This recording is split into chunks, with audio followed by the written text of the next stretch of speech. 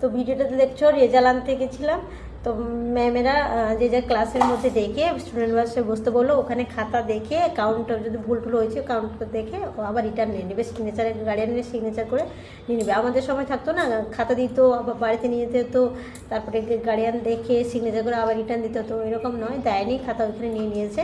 তো কোন বিষয় পরীক্ষাতে মানে কত নম্বর পেয়েছে, 40-এ 3টা তো সাবজেক্ট, বাংলা ইংরেজি অঙ্ক পরীক্ষা হয়েছে, আর 40-এ পেয়েছে 30, আর অঙ্কতে পেয়েছে 35, আর হচ্ছে ইংরেজিতে পেয়েছে হচ্ছে কত 30 পেয়েছে। হাতের অক্ষরের জন্য কাটা হয়েছে, মানে 11 মার্কের ছিল, ওটা 5 দিয়েছে। কত করে কাট, ভালো করে পড়ে না, হাতের অক্ষর ঠিক করে না, এইরকম বানিয়ে আছে।